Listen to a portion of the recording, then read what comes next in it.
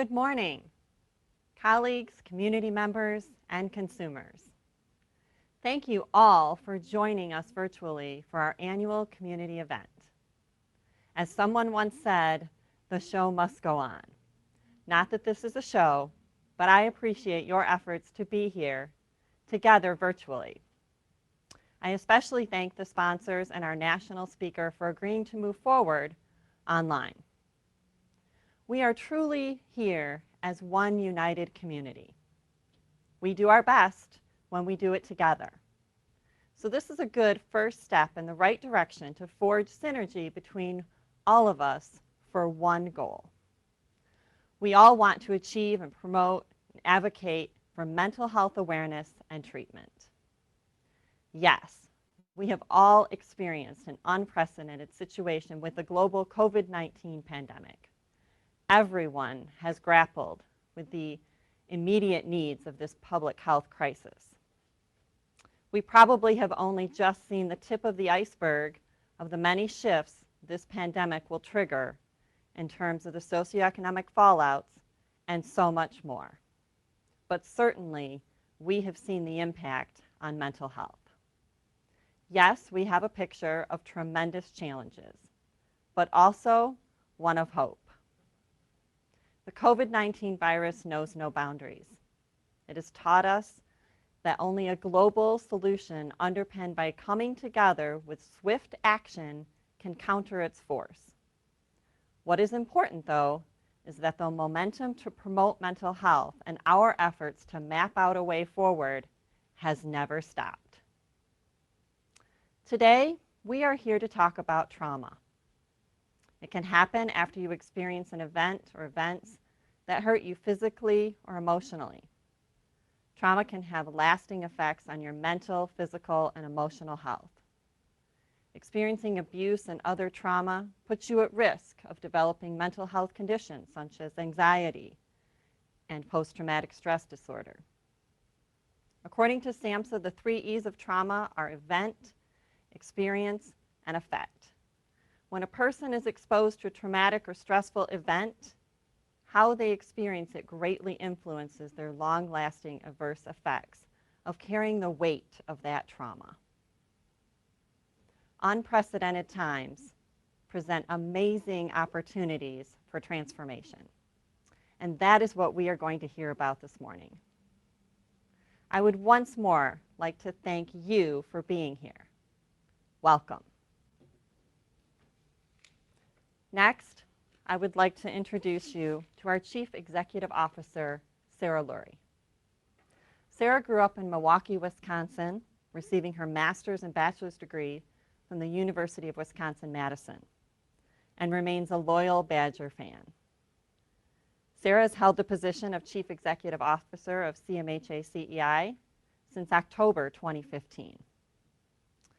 During her 30-plus year career, Sarah has been actively involved in the delivery of mental health and substance use disordered services, organizational leadership and administration, community organizing, advocacy, coalition building, grant writing, and program evaluation.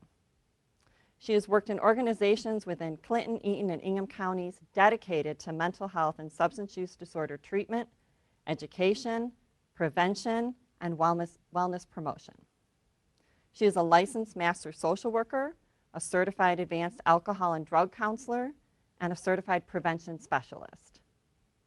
All of this background information about Sarah is important, but her most important qualities are not in her biography. They include that she is inspirational, selfless, optimistic, and an inclusive leader. And we at CEI are so glad she is with us. Please help me welcome Sarah Lurie.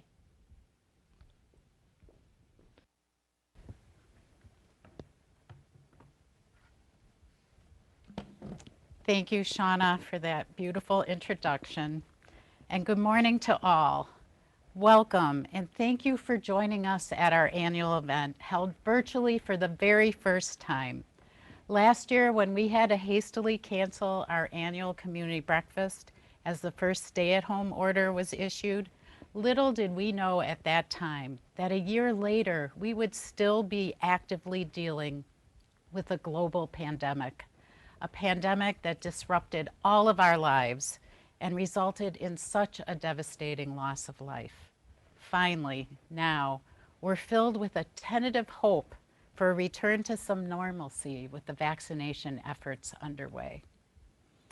As we connect here virtually today, I'm grateful, but I also look forward to resuming our annual community breakfast together next year in person at the Lansing Center. Now I ask you to take a moment and enter into the chat something that you're looking forward to once we're finally post-pandemic.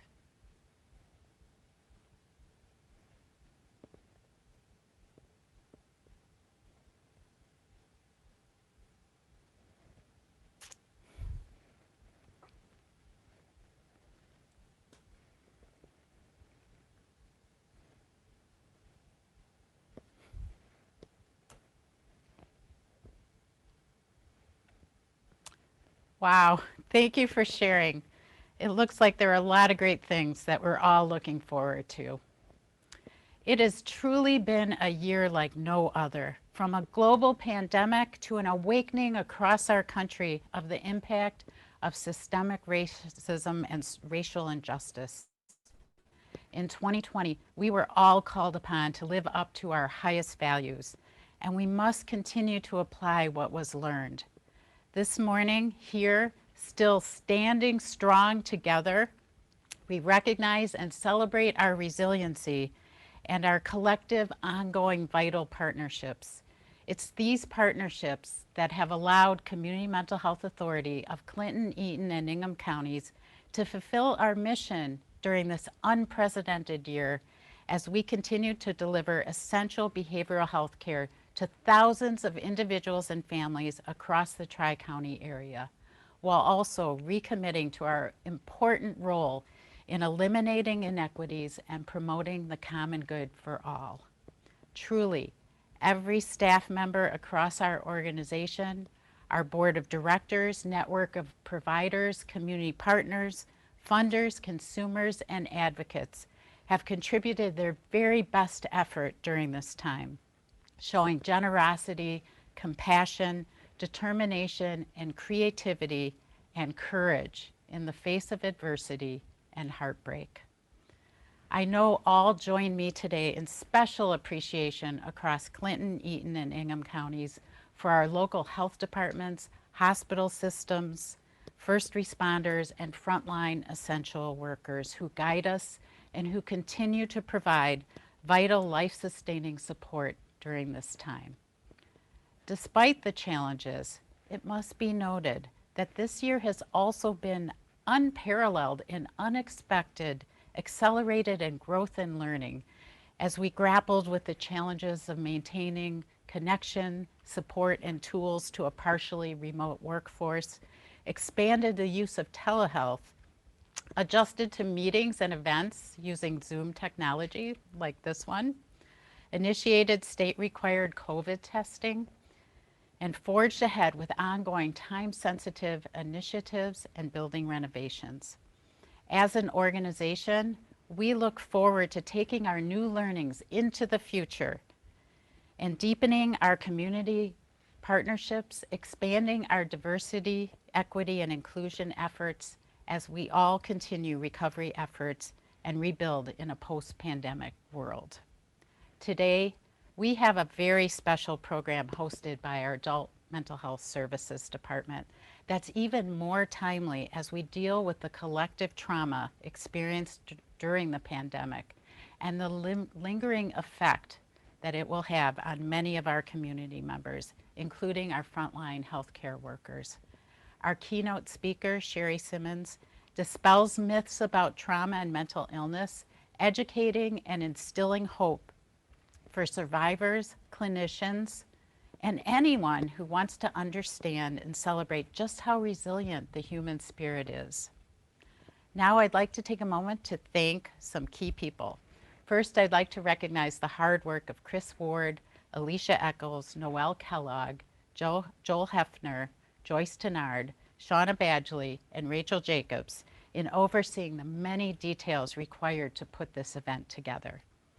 I'd like to thank our CMHA-CEI Board of Directors for their ongoing leadership, dedication, and engagement. A big thank you to our sponsors and event partners listed on the PowerPoint slides.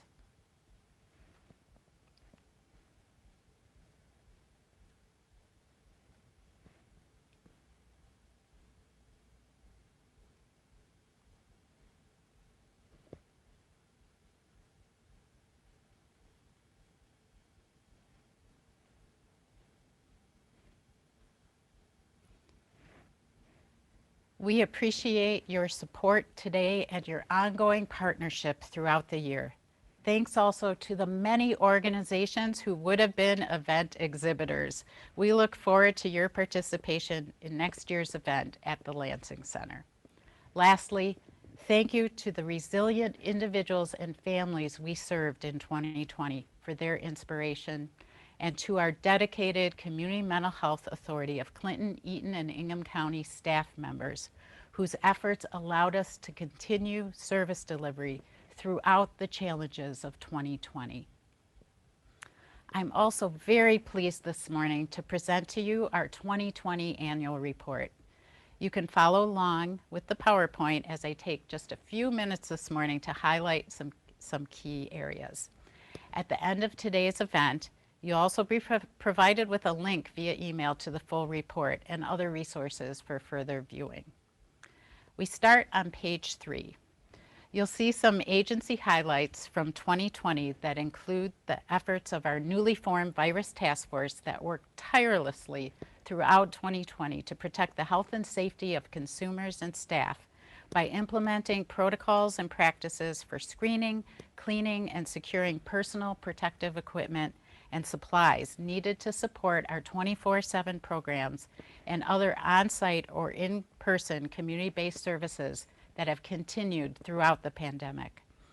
On pages 4 through 6, please read about the many highlights from across our entire organization that illustrate the spirit of our CMHA-CEI tagline, "Together We Can," the resilience of our theme today, "Standing Strong Together," and the creativity used to connect and engage with our consumers, coworkers, and community partners throughout the pandemic. On page 7, you'll learn more about our Consumer Advisory Council and how we maintained connections throughout 2020. Our CAC members represent consumers and families from across our service array. They share their challenges and how they cope during the pandemic. On page 8, you'll see that in 2020, we received early notification of a second federal award as a Certified Community Behavioral Health Clinic Expansion Grantee, and learn more about how these grants have improved our care coordination and expanded our service delivery efforts. On page 9, our ongoing prevention efforts are highlighted. You'll learn about the many ways prevention adapted to continue to virtually engage and provide ongoing training and services, as well as new efforts to promote a focus on mental wellness throughout the pandemic by encouraging community members to utilize our online screening platform, to reach out to our access department, and to not delay seeking support for themselves or their loved ones.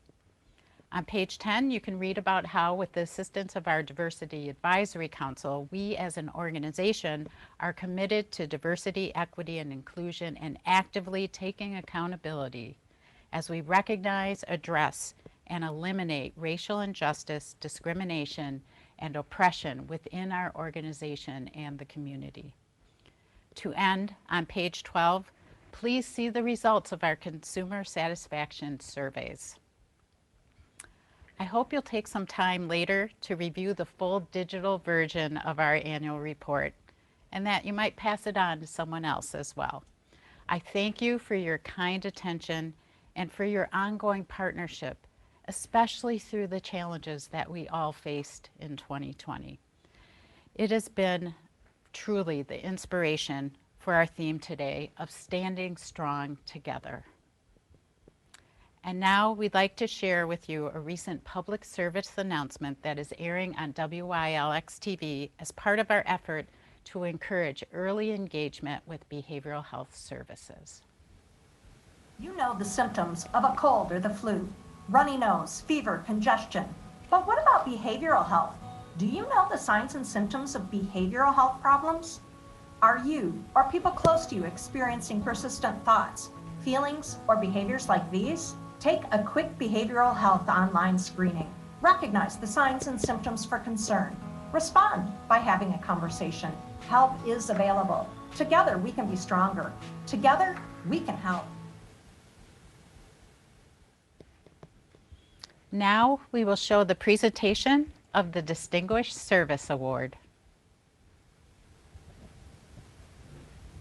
Good morning. I am here to present Clinton Eaton Ingham Community Mental Health Distinguished Service Award for 2021. The Distinguished Service Award is presented annually to community members who collaborate with CMHA-CEI to achieve our vision. We hold the vision of a community in which any person with a mental health need has access to a wide range of resources to allow him or her to seek his or her desired quality of life and to participate with dignity in the life of the community with its freedoms and responsibilities. On behalf of the Clinton Eaton Ingham Community Mental Health Board and the Board of Directors, we are pleased to announce that the 2021 Distinguished Service Award goes to McLaren Greater Lansing. McLaren Greater Lansing was chosen to receive this award this year because of their strong collaboration with our Crisis Services Department and the McLaren Emergency Room.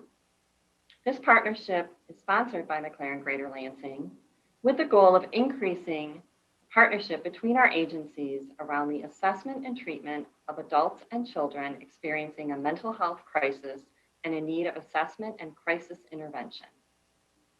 The aim is to ensure that consumers are identified and offered effective treatment and access information, as well as to increase mental health awareness among frontline staff in both agencies. We appreciate our collaboration and partnership, and we look forward to ongoing service development that benefits our community. Congratulations, McLaren Greater Lansing. Good morning. My name is Deborah LeBlanc. I'm the Chief Nursing Officer of McLaren Greater Lansing. On behalf of all of us at McLaren Greater Lansing, we're honored to receive the Distinguished Service Award. McLaren is proud to work together with community mental health to provide crucial access to mental health care when people need it most. Since 2017, our relationship has linked countless people to services that help them live happier, healthier lives through finding care, and we are proud to continue our support. Serving the mental and physical health needs of our region is a job no other organization can do alone, but together we can. Each year, one of CMHA-CEI's 4 clinical programs serves as host to this community event. This year, my department, Adult Mental Health Services, has that honor. We would now like to share a video giving you an overview of this hardworking and very talented department.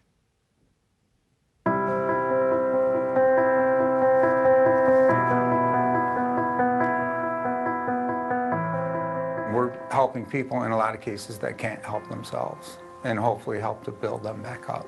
Sometimes we're the only people that really they have, so we mean a lot to them. That's the thing about Adult Mental Health Services, is that we really are treating people who are in the community and have more of a moderate mental health issue, all the way up to severe and persistent. At Adult Mental Health Services, we have 21 programs, and we serve adults from 18 to 88 or sometimes older. We have served over 6,200 people in 2019. That's approximately 47% of the overall clients served at Community Mental Health.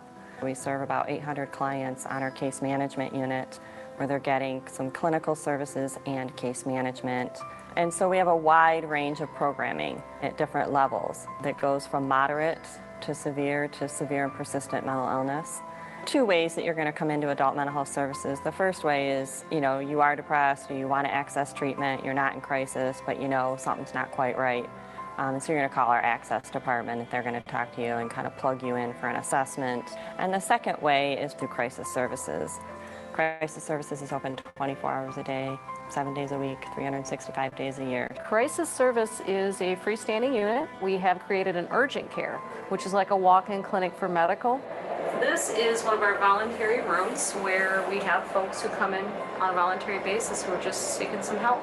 Doesn't matter what kind of situational crisis you're going through, and you're going to immediately be seen and met by a bachelor level and master's level clinician. We see folks that are voluntary, that walk in the door, involuntary, and or are court ordered. We're meeting people where they're at to try and assess and determine what we can do to help them. And a lot of times it gives people hope because they don't know what to do and they need it now, not tomorrow and not 6 weeks from now. When people don't need to go to a psychiatric hospital, they have the option to go to Bridges Crisis Unit, which is a 16-bed facility located here at Jolly Road. We can keep you close to home, close to your loved ones, close to your normal routine. There are people that stay at Bridges and still go to their job. Most bedrooms are doubles. We have 4 that are single rooms. We do some groups in here. We do a morning community group where we talk about goals for the day, keeping with that theme of least restrictive setting and still providing services. That's what Bridges does. When people come in and I don't know them, I say welcome. And when they come back, I say, welcome back. So we want to be there. The number one goal is to get people stable, back on their feet, and back home, whatever home is. Probably what we're most known for is our specialty programs in the severe and persistent category, which would be assertive community treatment. Meeting a client where they're at, especially when they're struggling, have been very effective and been proven. ACT is a program that is national. We're federally mandated. We serve some of the hardest to treat clients with severe and persistent mental illness, providing services around the clock. A lot of them have not done well in a more traditional setting. That's where ACT was created, around that need to keep people stable in the community versus just in hospitals or institutions. In part of severe and persistent mental illness, we have some programming in terms of psychiatry, being accessible to people in that area, and then also Charter House, which is our psychosocial rehab in Lansing. Starting Charter House gave me a lot of hope, and it broke my isolation. Mental illness has no limits. It can happen to anyone at any time. It's a very painful thing. Charter House was like an awakening for me, like that movie. It was an awakening, the members. This is our clubhouse. We sign up for our tasks for the day. Are we going to work in the snack shop, or are we going to work upstairs is the upper unit, and downstairs is the lower unit? They want us to be as independent as possible. And that's very important in recovery, to be independent, to learn, again, take your life back and to reclaim yourself. We want to help one another. We want to grow. We want to make a difference. We deserve that. It really is important to be there for clients and provide the needed services, especially the specialty services in adult mental health that we offer. And that would be our wellness level of care, which is more outpatient counseling. And so we have 2 locations in Lansing for that, and then it's embedded in our different satellite offices, which is Eaton County, Clinton County, and Mason. And we also have our Veterans Navigator program, which provides services to the community and anyone seen at community mental health. You should not feel embarrassed about attending or seeking out help if you're going through some variation of crises. I am the Veteran Navigator for Clinton, Eaton, and Ingham counties, the Tri-County area. This program is unique because not only do we serve veterans, but we also serve their family members. When veterans are discharged from active duty, there's someone there to make them aware of what benefits are available to you, and let me show you how to do this on the civilian end. Or in addition to, if there's therapy that's involved, having that therapeutic alliance and familiarity with the culture of the military allows the veteran a sense of comfort so that they can open up about the challenges that are faced. How can we bring some sense of normalcy to individuals who are struggling with trauma and mental illness so that they can go forth and they can live a life that's worth living? I think when people come to us, they are struggling to have hope. and it's our job to hold the hope for them until they're ready to take it back. Oh, I was absolutely hopeless. I didn't know how I was going to get out of the situation I was in. CMH is where I really healed and became whole again. So I see that among other people that are clients here. So I'm doing community inclusion with Allison, a client. And when I do that, I ask the clients where they would like to meet. So sometimes that's at their home, sometimes it's at the office, and sometimes it's out in the community. So today we're going out in the community. I function as a lead peer support, so we truly are working one-on-one on the same level with our clients. I try to offer them as much hope as I can as a peer. They may have been in this situation a long time and really can't see any hope for their future. So I try to plant that seed because that was very helpful for me. You know, it comes to mental health issues, we hesitate, we struggle, we feel like we're intruding, we're worried that it's personal. It's really trying to educate the community about what our resources are, how to access them, and then make it acceptable to come and get help. Programs from ACT to Outreach to our Bridges Crisis Unit, you know, all those different programs really are set up to help people in the broadest sense possible. Ultimately, there is help. CMH is here to help people and get people the right level of care.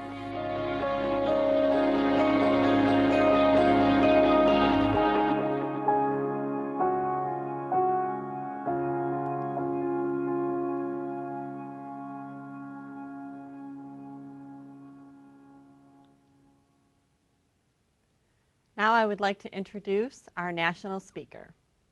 For 29 years, Shari Simmons has been a therapist and managed several mental health treatment and psychiatric facilities.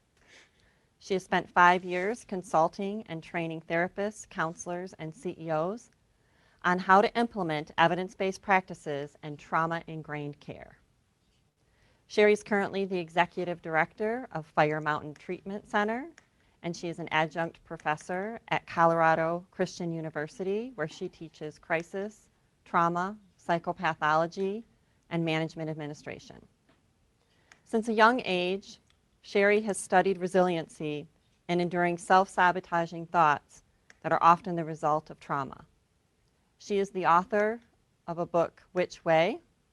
A memoir and psychological handbook for trauma for survivors, clinicians, and anyone who wants to understand and celebrate just how resilient the human spirit is.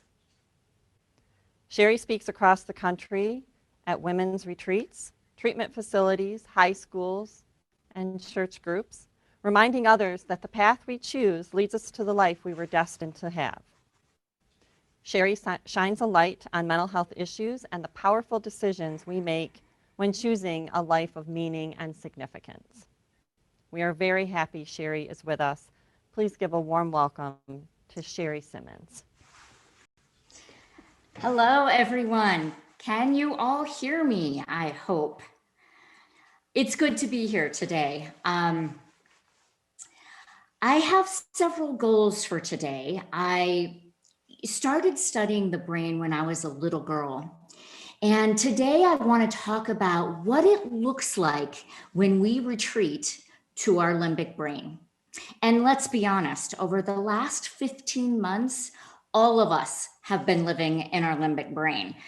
The other goal that I have for today is to talk about what trauma-informed care really looks like. And we're going to break that down. You could have done a million things with your morning. I appreciate you spending the next hour, hour and a half with me. Let's dive right in. All right, by show of hands at home with your coffee and your PJs on, by show of hands, how many of you have experienced trauma?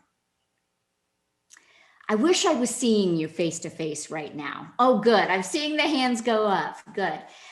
Every single hand should be up. And here's why. Because to the brain, trauma's trauma, okay?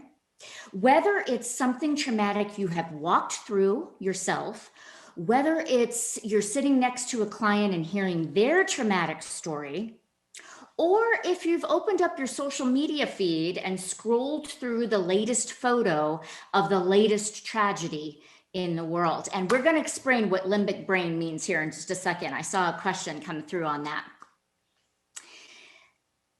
The reality is that when we see or hear or actually walk through something traumatic, the same centers of the brain light up.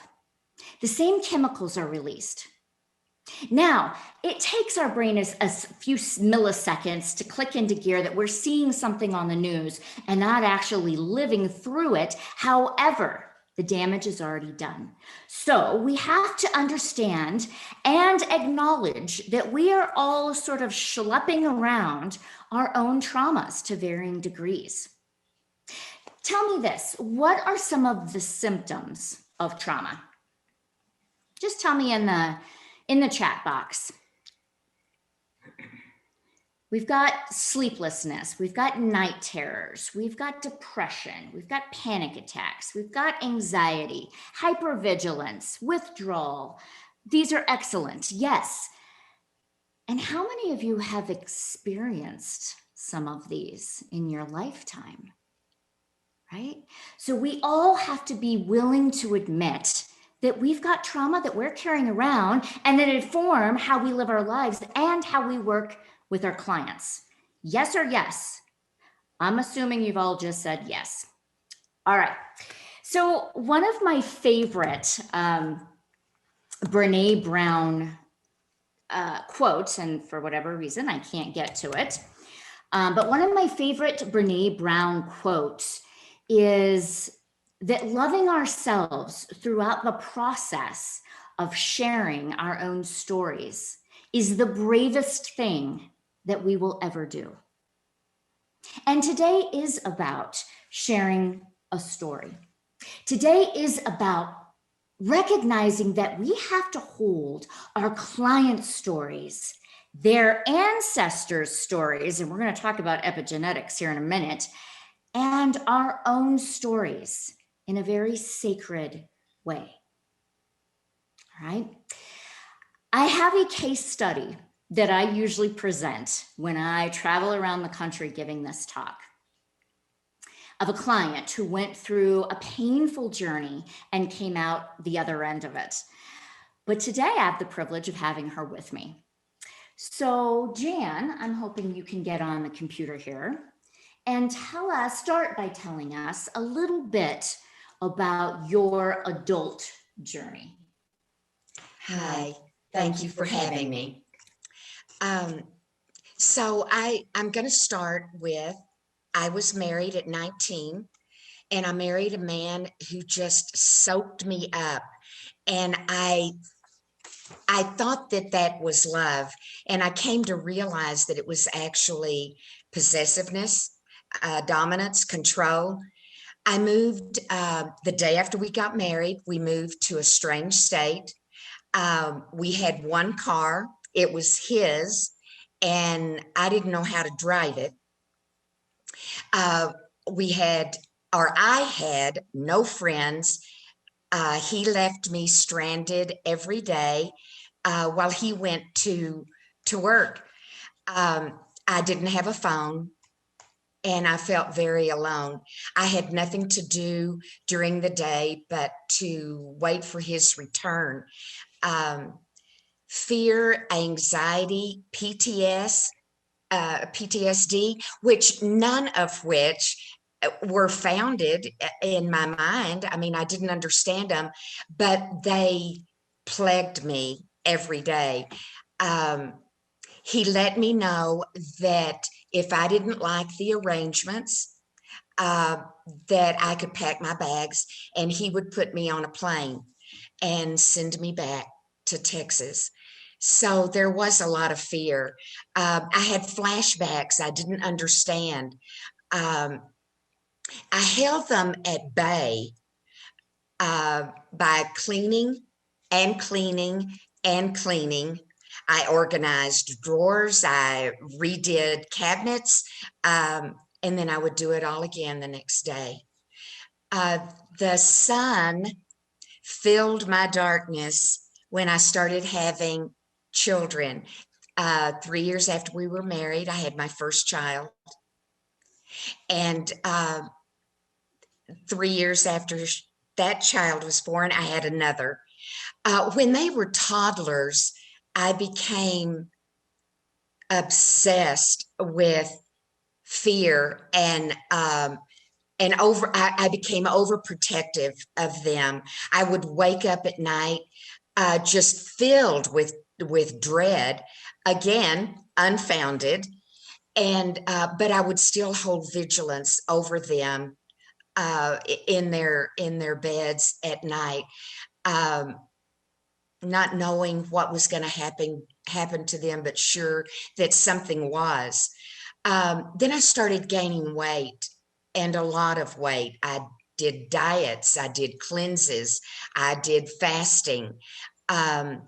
In desperation, not understanding why this weight was coming on, I went to the medical center in a large city of my state, and they did a battery of tests. They came back and said, no, we're not finding anything other than high levels of a stress hormone. And they said, is your marriage okay? And I said, oh yeah. And they said, well, did you suffer a trauma? And I said, no, I did live my dad died when I was young, and I did live in an orphanage for a short period of time, but nothing traumatic.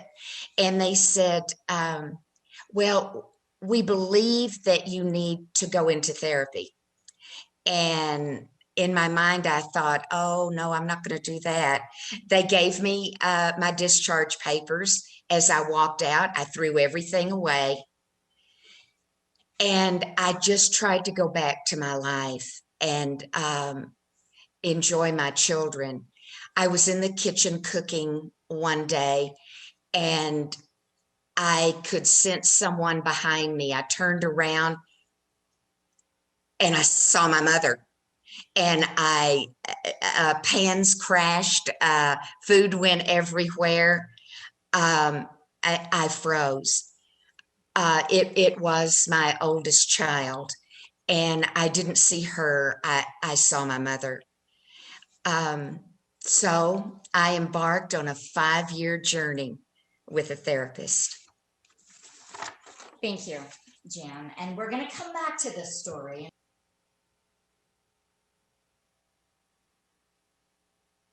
Let's try this again. Thank you, Jan. We're going to come back to the story in a little bit, but I think there are some things we need to understand about the brain first.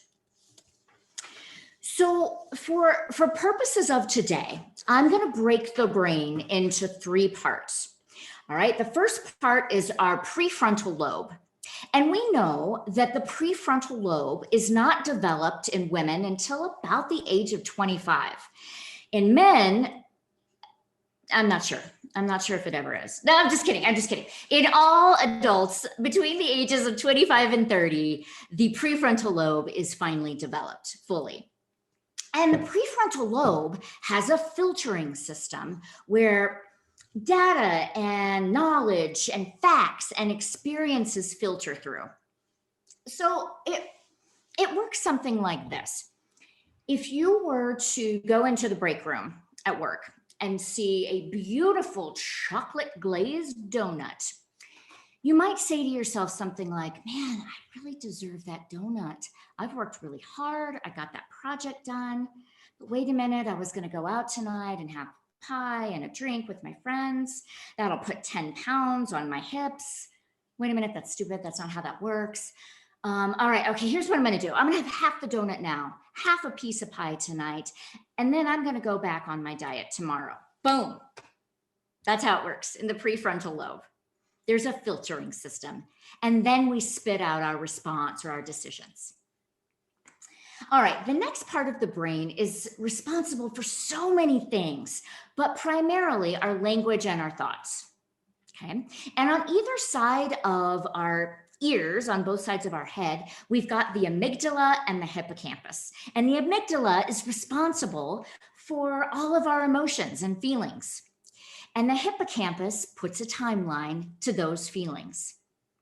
So we know if we go to the fair and we see a bunch of 10-year-olds, 8 to 10-year-olds on the roller coaster screaming with delight and yelling, we can look at that, go back into the memory banks of our mind and think, I remember what that felt like when I was 10 and I went on a roller coaster. How cool.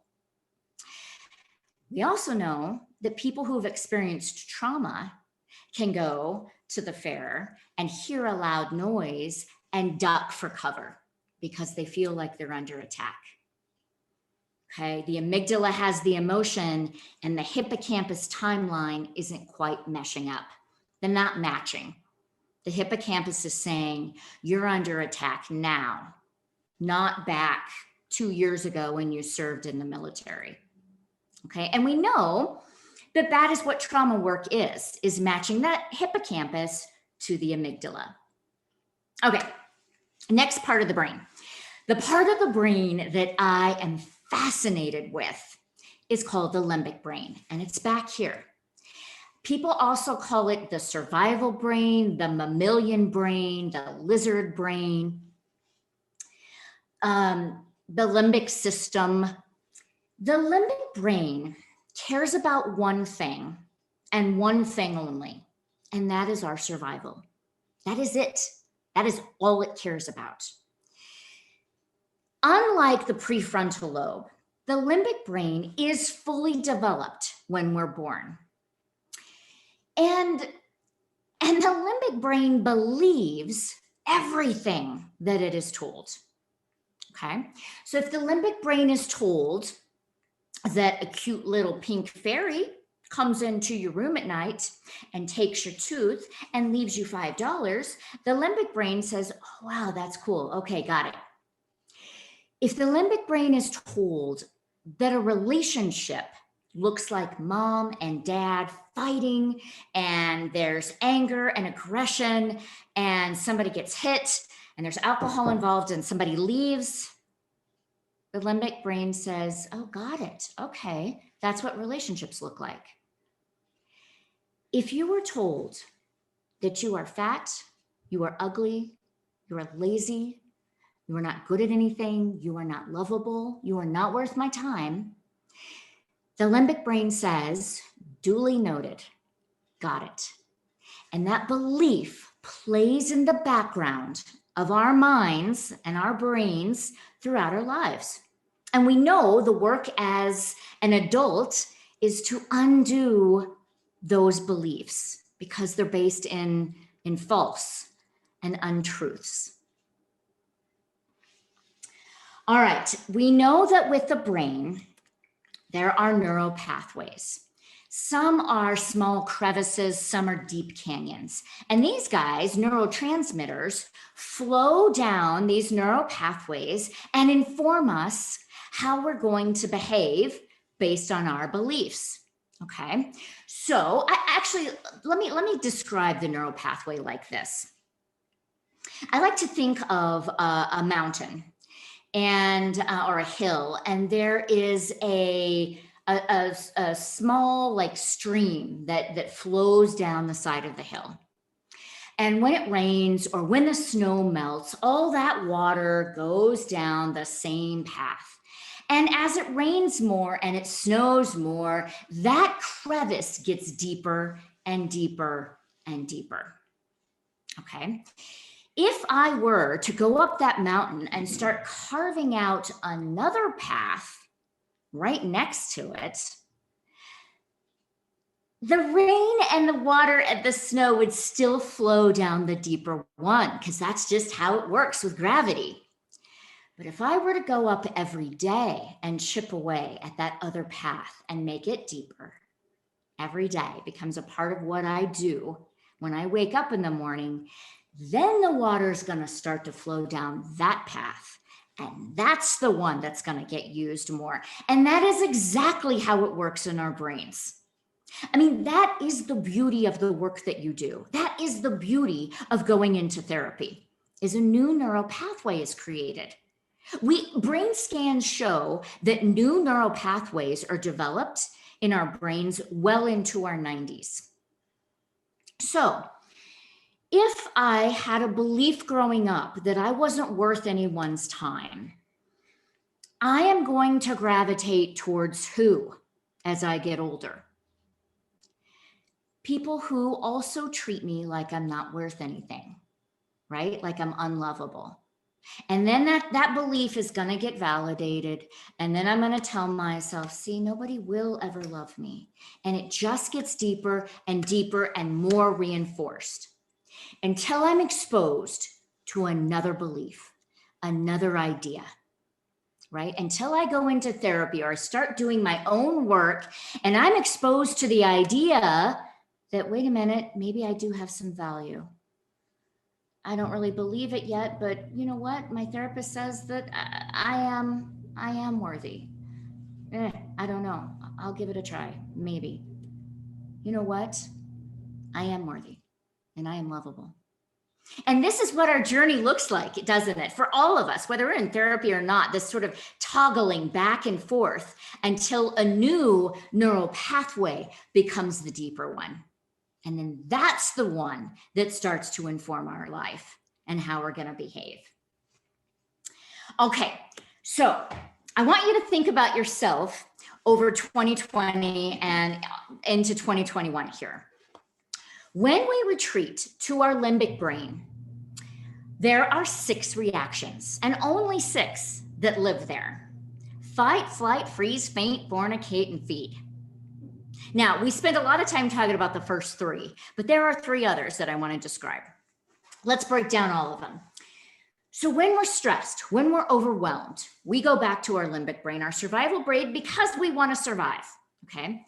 So how many of you have been sitting next to someone and the conversation gets tense and it gets awkward and it gets stressful and the other person starts to hurl insults and say mean, ugly things and sort of become verbally aggressive? I'm sure you've all experienced that. That is literally the limbic brain saying, danger, danger, danger. I don't feel safe here. And I need to push you away so that I can survive this moment right now. I don't know how else to do it. Flight. How many of you have been talking to someone and the conversation gets stressful and it gets awkward and it gets ugly and the other person says, you always do this. I'm out of here. I'm done. And they leave and walk away. That's flight. Freeze, literally freezing and not being able to get your words. Jan was talking about that earlier in the kitchen when she saw her daughter. She froze. No words came. Faint can look a couple different ways. Faint can literally look like fainting, but it can also look like this. I'll tell you a little story. I was running a psych hospital several years ago, and we had a client who was extremely aggressive. He would throw furniture at us. He put his head through a window. He was just always aggressive. And he came up to me one morning because I had the nerve to ask him to make his bed, and he started choking me. And I thought, well, okay, this is how I'm going to die in a treatment facility. But I looked at him and said, enough.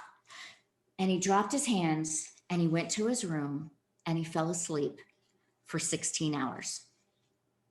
In fact, that's what he did anytime that he was aggressive. He would go to his room and sleep for 12 to 16 hours. That is another version of faint and the brain's way of saying, I don't know how else to survive this moment. Next, we have fornicate. Fornicate is more than just porn addiction. Fornicate can look like excessive flirting, lots of sexual partners, high-risk sexual situations. What about feed? What could feed look like? I'm going to go ahead and put some ideas in the chat box. What might feed look like? Give me your ideas. Eating disorders, overeating, addiction. Oh my gosh, all of these. Shopping, excellent. Drugs, alcohol. You're absolutely right. All of these fall into the category of feeding. It's the brain's way of just wanting to fill up the emptiness. How many of you have known people that work out too much at the gym? That's a version of feeding. How many of you obsessively clean their house? That's a version of feeding. In fact, in 2020, when the pandemic started, that is exactly where I went. I went into feeding mode. I cleaned my house so many times you could eat off the floors. How many of you are guilty of overworking? Right? And oh, look at all the hands go up. Yeah, of working long, long days with no break. That is also a version of feeding. All right, let's talk a little bit about what happens with the brain under stress. And there's a couple of things I want you to write down today because they're good and they're worth remembering, especially in the work that we do. When we stress, we regress. Here's what I mean by that. When we stress, we regress to our limbic brain. All of us do. And we become half our chronological age. And here's what I mean by that. Our behavior becomes our language. Okay, we can't access our thoughts. We can't access our language. Our behavior becomes our language. And let me ask you this, folks. In the systems that we have set up in our world, what do we do with behaviors that don't look good to us? We often punish them. We pathologize them. Excellent. That's exactly what we do. When people are in their limbic brains and they're just trying to show us what words can't express.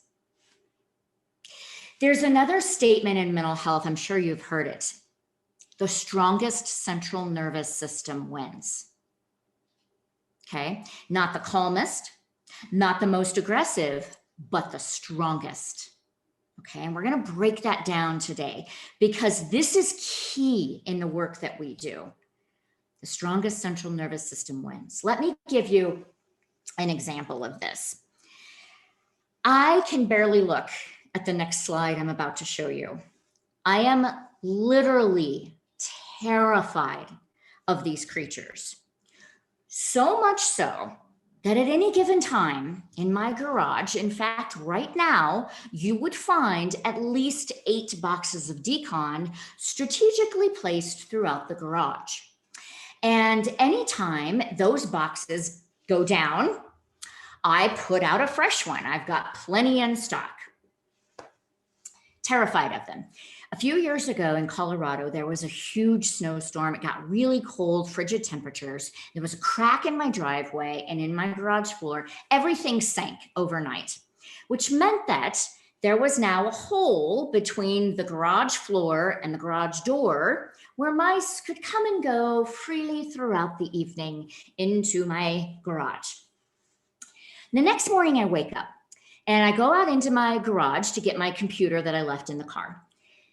This is early in the morning, okay? There are dead mice everywhere, all over my garage floor. I was absolutely hysterical. I was still in my SpongeBob pajamas. I grabbed my cell phone. I started screaming and crying. My dog starts barking and starts acting crazy. My son starts crying. I was absolutely the strongest central nervous system and made both of them a nervous wreck. I didn't know what to do. I called my mom who lives down the street. I only needed to say one word, mice. She knows. She knows I'm terrified. She said, I got you. I'll be right there. I run outside the house and I'm sitting on the curb, still in my jammies, and I'm sort of rocking back and forth. I might have been sucking my thumb. I don't remember. It's all hazy. But anyway, she drives up. She gets out of the car and she says, you stay right there. And she starts leaping into action, picking up mice, washing everything down, sanitizing everything. This takes about 45 minutes. I'm still on the curb. She comes over and sits with me and she just puts her arm around me She's sort of swaying, rocking with me. After a few minutes, I was able to her calm. And that's when she said, okay, are you ready to make a plan to fix this door?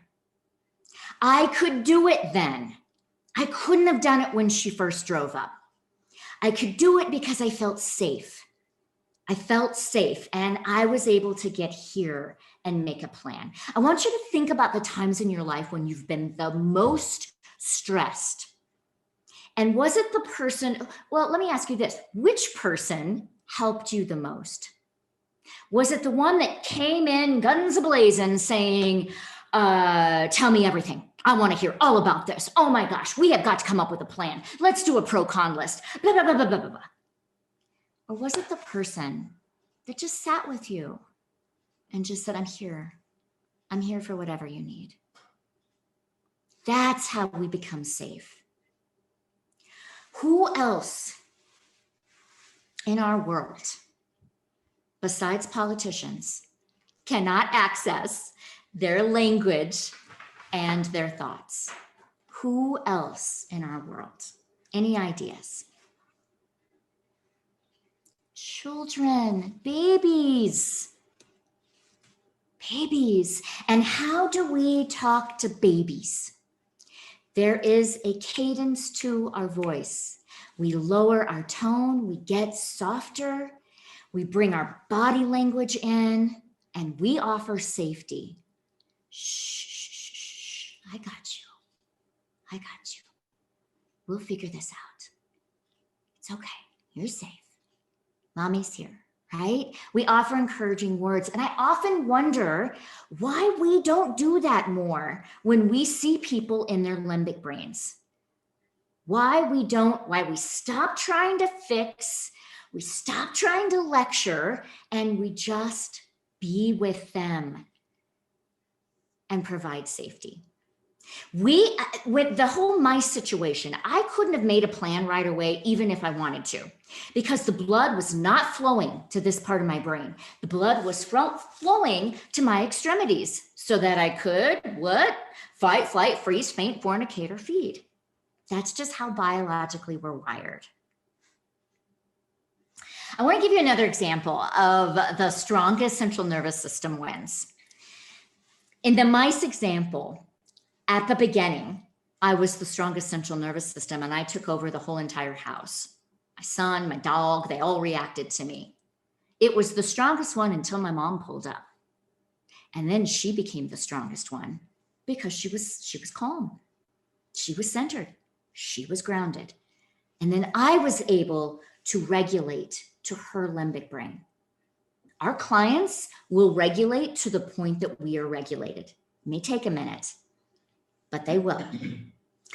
So a few years ago, I do a lot of consulting with different facilities, and I was asked to come into a facility that was really struggling. They had kids that were what they called delinquent. They were very aggressive kids. These kids knew the system. They knew how to work it. They were dangerous, some of them. And they had rioted one night. They literally took over the entire facility. They slept there. It was a residential facility. And I mean, they took off all their clothes. They spray painted everything all night.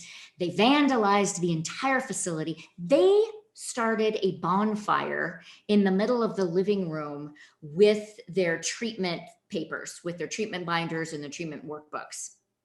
Yeah, they started a fire. Then they broke into the kitchen and stole the marshmallows and roasted marshmallows over their burning treatment workbooks. It was mass chaos. The staff didn't know what to do. I walk in the next morning and the staff are just, I mean, they look exhausted. Their eyes are red. They're puffy.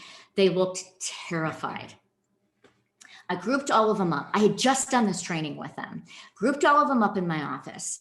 We gathered around in a circle and we talked about what we needed to do. We took some deep breaths together.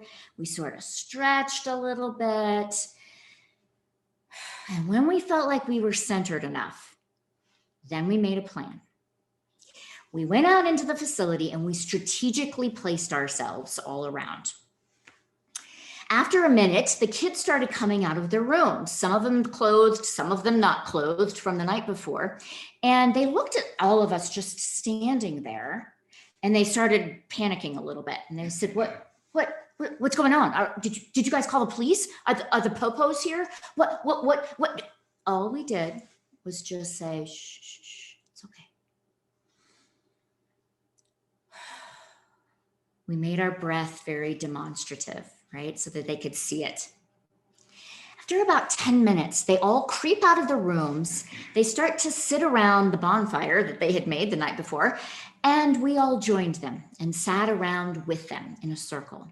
We did nothing but sit there for 5 minutes and breathe, and they started matching our breathing. Finally, the ringleader raises his hand and he says, I think we're ready for our consequences now. We did not consequent them right away. We delayed the consequence. And I want to stress that we delayed the consequence. We wanted to make sure that we were centered and grounded, and so were they. So we went outside and we played with them. We played freeze tag for a good 20, 30 minutes, got out all the energy, came back inside. Then we gave them consequences. Connection before correction. Connection before correction. We have got to learn in this system to connect to ourselves first, our breathing, our whatever it takes for us to get grounded. We're gonna talk about that in a minute. Then we connected with our clients. Then we corrected, right? And if you do that in the reverse order, people are not ready. They're in their limbic brains, and so are you, okay? All right, I wanna flip gears here for a second and go back to Jan's story so that she can talk about what it was she started to remember and sort of piece together in this fragmented life. Well, I did start into therapy, and the weight rapidly came off. So what I remembered is I was born into a very affluent family, and I had a brother. He was a little older than I was. I sat on Daddy's lap on a plane one day because we owned 2 homes. We flew back and forth across the state of Texas, and there's an echo, Shari. Okay. I'll stop for just 1 second. Okay, Yeah. Is that better? Okay. We had 2 homes in Texas, and we flew back and forth between these 2 homes. And I was kind of afraid to fly, and I sat on my dad's lap as a 3-year-old, and he was showing me, it was nighttime, he was showing me the stars, he was showing me the crescent moon, and he said, "That's my toenail." That was such a beautiful memory. And I went to sleep that night thinking about my dad's toenail. And that was a powerful memory because it was my last one. He died shortly after that. My paternal grandmother came and got my brother, but she didn't want me. I remained behind with a depressed mother who numbed her pain and her alcohol, or numbed her pain and agony with alcohol. I was left alone to question where everyone in my life had gone, and I had no way to manage any of my emotions. When my mother was sober, I didn't exist. She totally ignored me. When she was Drunk, she raged, and I was the victim of her violence. She brought home men, and they drank together all night long. There were fights, there were beatings. I hid under my bed. I was hoping that she would stop arguing, thinking that if she would just stop fighting with these men, she wouldn't get hurt, and neither would I. I was left alone many weekends. She would leave on a Friday night and not come home until Sunday night. And I was left alone. I was hungry. I would go to my playmates in the neighborhood, to their homes, and ask for food. And the parents of my playmates finally reported my mother for negligence. The police came, and they took me down to the station and waited for my mother to show up. I started going with her on the weekends. Then I would be told to get down in the back seat in the floorboard and not get up because she didn't want anyone to see me. And she went into the bars. There were times that she took me into the bar with her, and she snuck me in. She forced me under the table in a booth where I just sat down on the floor at everyone's feet while they drank all night. My grandmother came to get me one weekend. She owned acreage, and she had a big home. And I was thrilled because I knew I was going to get to see my brother. But I didn't get to stay in her home. I went to the home of my cousin who was married and lived on the property. And the first night that I stayed there, I was molested. For 5 years, I was with my mother. I was beaten. I was burned. I was neglected. She held me down often while I was molested. I can remember the night that I was told that I was going to be going to an orphanage the next morning. And I can't even put into words what that felt like. I had already lost my dad and my brother. I virtually had lost my mother, and now I was going to lose my home. The orphanage that I went to actually looks much like the slide that was that's up on your screen. There were rows of beds up and down each side of the wall, and my belongings were put in the middle of the concrete floor.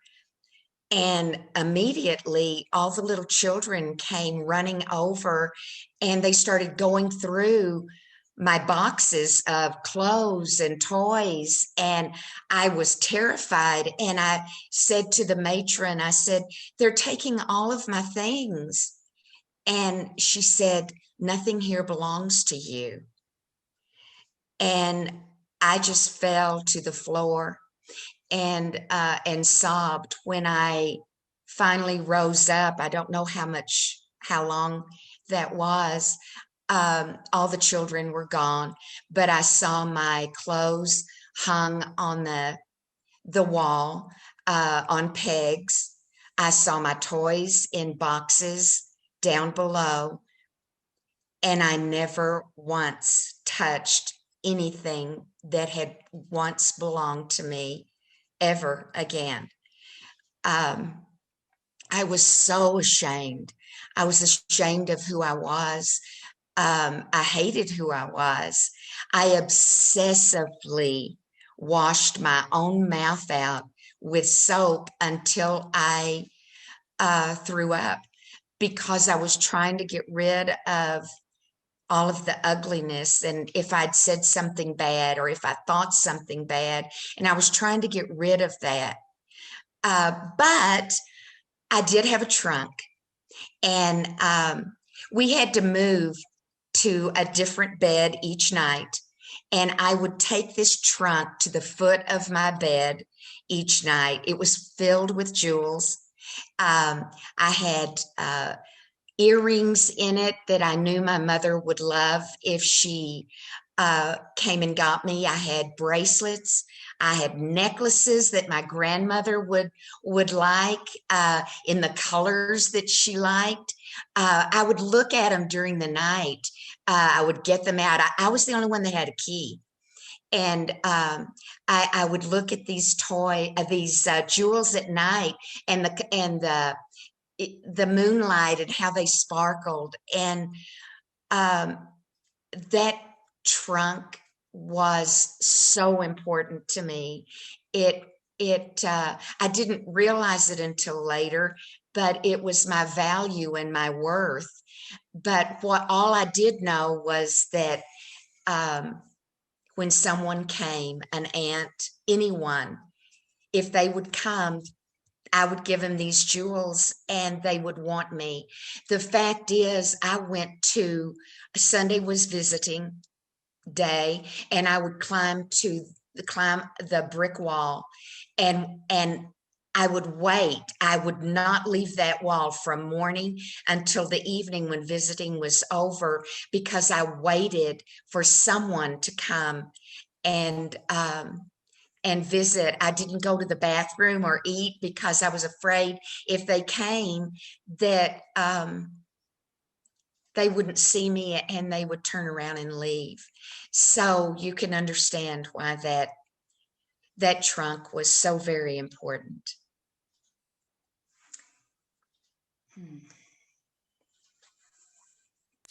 Jan, can you move yourself for a second?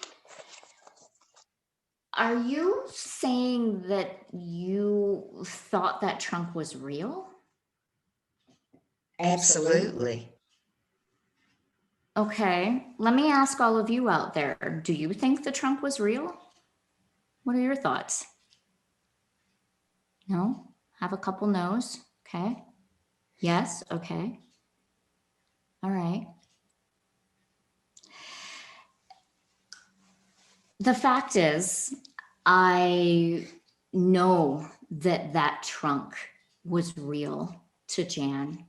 And I also remember what the house looked like, what my home looked like when my mother found out that the trunk was not real. You see, Jan is my mom, and I watched her healing journey throughout my life. What you think about the trunk doesn't really matter.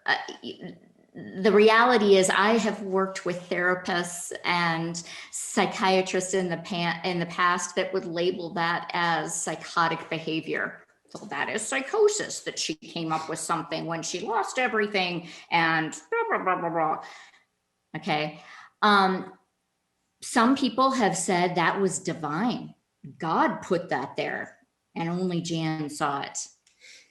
There are other people that feel like that is the beauty of our brains, that we can conjure up ways to cope with unbearable, unimaginable tragedy in our life.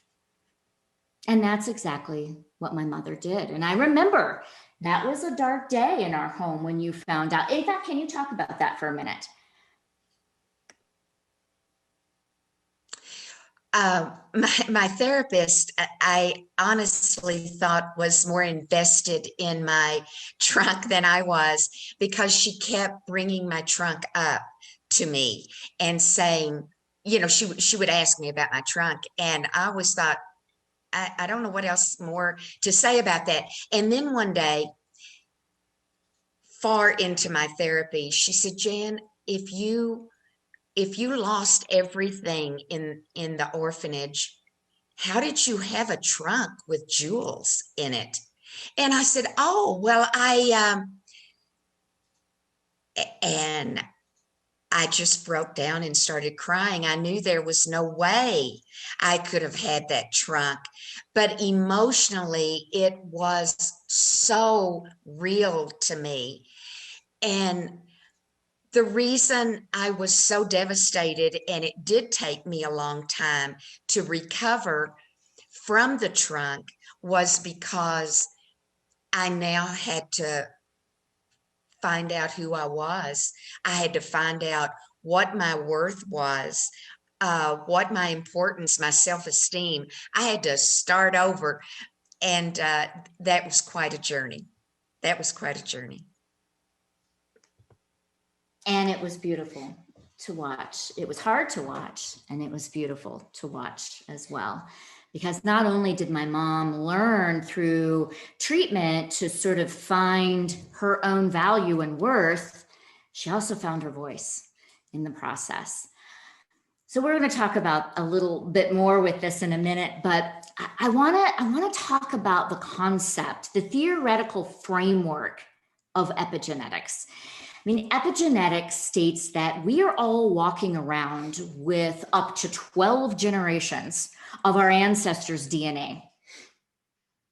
That also means we're walking around with their trauma as well.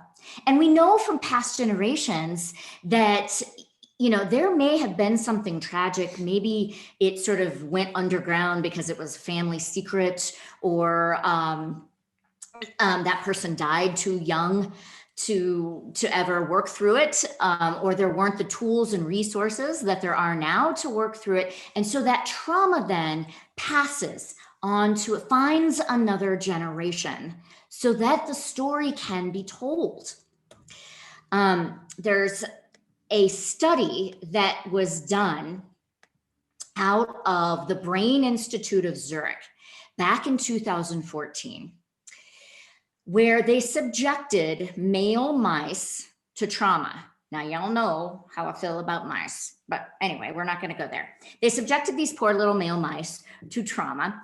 And as you can imagine, the male mice started withdrawing and acting out and having a lot of anxiety and depressed and isolated and all of that.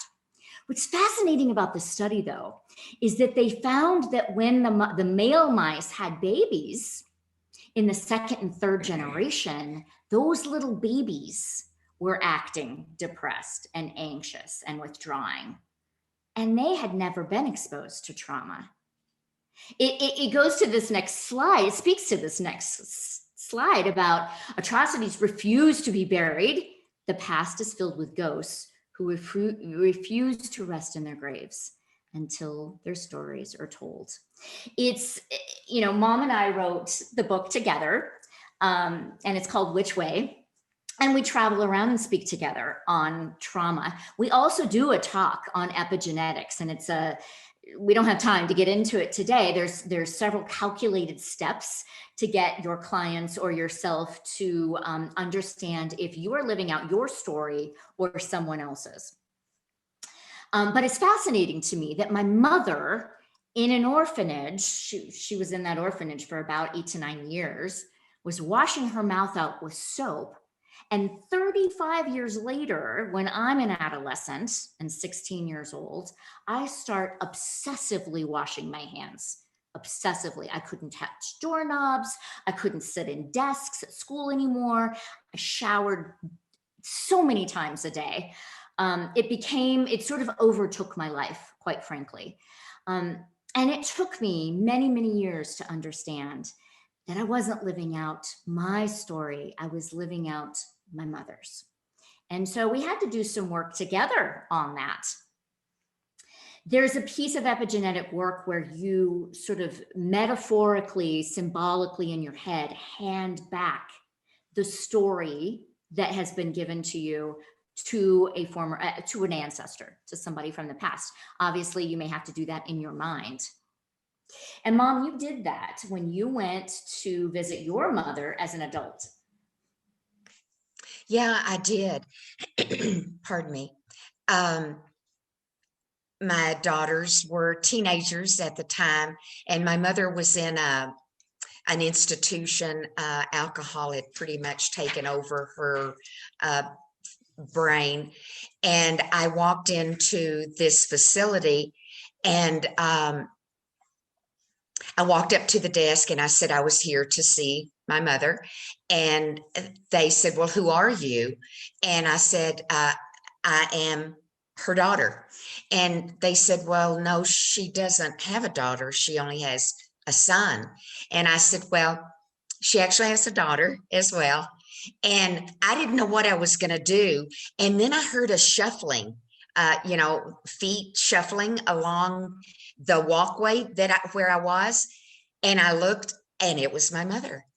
And she got up to me, and I said, do you know who I am?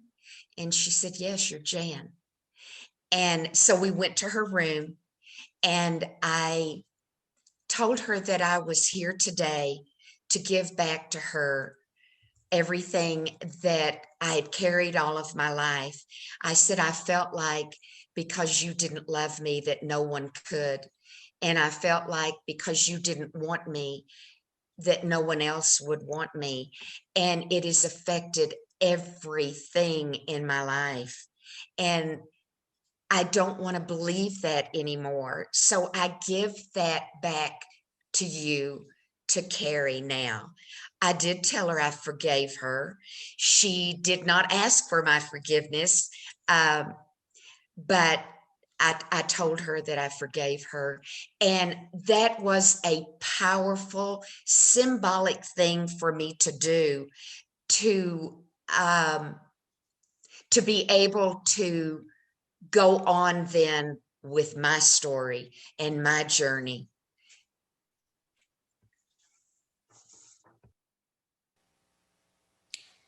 Thanks. And that's something that we might have to do in our lives. I want you to remember, if you're a clinician, therapist, counselor in the room, you are not just sitting there with your client. You are sitting there with your client and their ancestors. And there may be some work to connect there for them. All right, we don't have time for much more of epigenetics. Unfortunately, it's a fascinating study. Feel free to reach out to me at the end if you want some resources on that. But I want to flip a little bit here and talk about the difference between trauma-informed work versus trauma-ingrained work. And there's a big difference. Trauma-informed work came about, in the 80s. Some of you that are ancient like me remember that, where, we started getting fidgets for our clients. We started piping soft music into our waiting rooms. We got weighted blankets. We did things to help them feel safe so that they could get here, so that they could do the healing. Okay. Trauma informed is about our clients. Trauma ingrained is about us. And I want to break this down a little bit, because this is vitally important in mental health. Being trauma ingrained is realizing who we are, what our stories are, how our stories, our narrative, our messages and beliefs that play in the background affect the work that we do. It's about us understanding when we're the strongest central nervous system in the room, either because we're stressed and overwhelmed and we're taking the whole room over, or because we're calm and we're centered and we're grounded and we take over the room that way. All right. Trauma ingrained work is about relationships. We don't have this down right, folks. I wish we did. And maybe some of your agencies do. But what if our waiting rooms looked different? Because a lot of them look like this. Hello, sir. What are you here for? You're here to see Linda. Okay, take a seat and I'll call you when she's ready. It's kind of cold. What if our waiting rooms looked like this? Hello, Mr. Smith. We've been waiting for you. Who are you here to see today? Robin. Robin is an excellent therapist. You're in good hands with Robin. Look, she is not quite ready yet. Why don't you take a seat There's some hot tea over there. There's some magazines to look through, and I've got some music on. If it's too loud, let me know.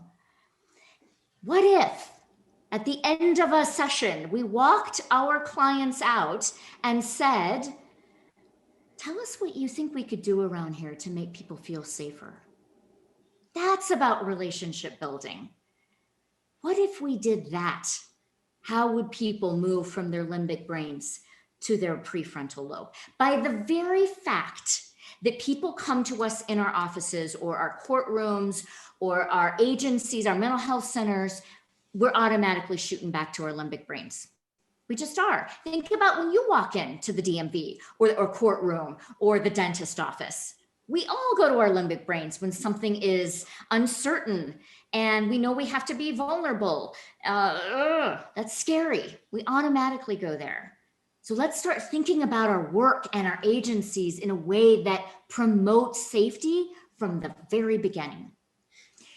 The next part of trauma ingrained work is to understand resistance. This is a tough one. I talk a lot about this with my staff. What is insightful about the client who is sitting next to you, hurling insults, calling you names, and being aggressive? What is insightful about that behavior? Any ideas? I can't really see the chat box anymore, so I'm not sure if you're writing anything. What is insightful about that behavior is that our clients know how to keep themselves safe. Yeah, defense mechanism, absolutely. They know enough about themselves to know how to keep people at a distance. And that, my friends, has allowed them to survive. What is insightful about a client that has poor hygiene and doesn't shower? There's a lot of insight in that. Again, they know how to protect themselves. They know how to keep people away. What if we started looking at our clients that way? Mom, I remember you actually went to, here, don't unmute yet. It'll echo. I remember going to therapy sessions with my mother when I was young. And of course I couldn't go in the room, but I was in the waiting room and I would go up to the door and listen. And for the first, what was it, maybe 6 months, you didn't speak at all when you were in therapy. Talk to us about that.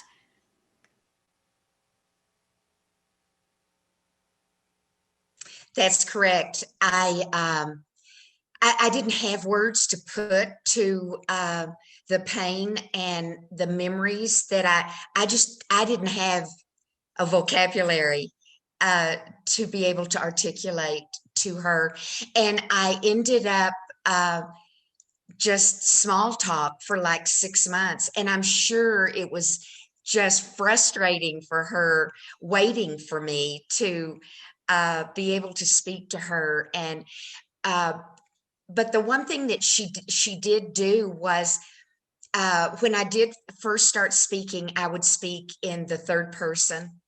That was easier for me. So then one day she said, all right, look up on the wall and let's play a movie. Take a scene that you remember from your childhood and there's just, and put it up on the wall and tell me what you see. Tell me the players, tell me what they're doing, tell me what you're feeling. And I was able to do that. And it wasn't long until I could say that happened to me. She did that to me. I think that's a powerful example of somebody who just sat with you and let you be, created safety until it's insightful, Mom, that you sat in those sessions and knew how to protect yourself until you felt safe and knew that the counselor was going to hold your story as sacred. Have I told you how smart you are? All right, so trauma ingrained work is about responding rather than reacting. And we do get in reaction mode because we are overworked and underpaid. And what we do is surrounded with crisis. And we are told throughout the day about traumatic stories. And so that builds up over time and we start to react instead of respond. When we learn how to make nervous system regulation part of our day, ongoing throughout the day, then we start to see our clients differently. We start to see ourselves differently. We start to see the needs under the behavior, the needs that lie beneath our clients' behavior, the needs that lie beneath our behavior. Okay. I believe that every behavior is an expression of need. I'm going to say that again. I believe that every behavior is an expression of need. You being here today is an expression of a need that you have. Okay. Your clients acting a certain way, you acting a certain way is an expression of need. Safety, freedom, connection, worth, validation, control. So 3-year-old who's in a grocery store throwing a wall-eyed hissy fit because she can't have Cocoa Puffs and she's yelling and screaming and banging her head, what need is she trying to express? Maybe freedom, maybe connection, right? Maybe control. 14-year-old adolescent who's sneaking out at night to smoke pot with his friends. What need is he trying to express? Freedom, maybe worth, maybe validation. Client who's sitting in your office and is shut down or imploding or maybe exploding and hurling insults and being cruel and aggressive, what need are they trying to express? Safety? Great. Safety, yes. Maybe worth, maybe connection, maybe validation. The point is, if you are asking those questions of yourself or of your children or of your clients, where are you? You're here. You're here. And only here can we begin to ask those questions. When we are grounded and centered and come from a place of emotional regulation, we begin to understand the dynamics between people, especially our clients. We begin to see how we react to things. You know, if you picture an iceberg where at the bottom of the ocean floor lies our experiences, our values, our beliefs, and then come from that, our thoughts, and then our feelings. And there's a waterline between the feelings because some of our feelings we show the outside world and some we don't. We only reserve for those that we really trust, right? Those are in our inner tribe or inner circle. And then we have actions and then we have results. So let me walk you through this. Silence is a real trigger for me. Okay, that's why giving a talk where I can't hear any of your voices, I really have to work on my own triggers with that because it's based in one of my experiences. I think Mom talked a little bit about her marriage, and you know, my dad used to punish me with silence, and so that is now a big trigger. It's way there at the bottom floor of the ocean. When I'm with someone and it's silent, I start to have all these thoughts in my mind. People don't care what I have to say. I shouldn't speak. I don't have anything of value to say. And I start sort of weaving this narrative. And then I have feelings about it. I'm overwhelmed. I'm scared. I'm nervous. I'm anxious, all of those feelings. And I either shut down or in some of my relationships, I will lash out and say, why are you being so quiet right now? Why aren't you talking to me? And then I get results. Okay. And a lot of times, especially when I'm shutting down or lashing out, the result is nothing's been resolved, right? And I'm even more distant from that person. We don't see that unless we're coming at life from a regulated way. We also don't see it in our clients. You see, our clients come to therapy. We go to therapy because of the results that we're getting. Okay. He's sleeping in the other room. She's not talking to me anymore. We can't even have a conversation without it exploding into a fight. We don't even have dinner together anymore. Blah, blah, blah. And the results were miles apart from each other. However, we're clashing at the bottom of our icebergs. Our experiences, our beliefs, our values are clashing. And that's where the work needs to be done. If we are so overwhelmed and stressed and burnt out, we only see the results in people. We don't see the bottom stuff, the deep, dark, underneath stuff that's going on with people. And when we do, we can help them. We can help ourselves. When we're emotionally regulated, we get to pick the tool that we want to use with our clients. I want to go through this tool because it is so incredibly basic and it is one of my very favorites. And I don't think we can be reminded enough on this tool. This is not a tool to fix anything. This is a tool to simply let people know that they are heard. That's it. Okay. So I want you to think, as I'm giving you these examples, I want you to think about your zinger. Okay. The thing that somebody said to you, maybe it was a client, maybe it was a family member. Children are brilliant at this. Think of the zinger, the thing in your life that somebody said to you that just, it was like a knife to the heart. It just tore you up inside. It broke your heart. Okay. Maybe you could even write that down. And then let's plug it into this script. Okay. Mirror, you are literally repeating word for word what you just heard the person say. Validating, you're saying what makes sense about that. Okay. And empathizing, you're imagining how they must feel. You're putting yourself in their shoes. So I'm going to give you an example from my own life. I run a facility for adolescents. And a few months back, one of my female clients said something to me. Well, let me set some context first. I am very tiny. I am like 5 feet tall, 100 pounds. I'm a tiny person. I don't feel small, but I'm small. And so this client was a bigger person. She's a bigger girl. And she was so angry at me one day. And she said, I'm going to give you the cleaned up version of this. You can imagine what she really said.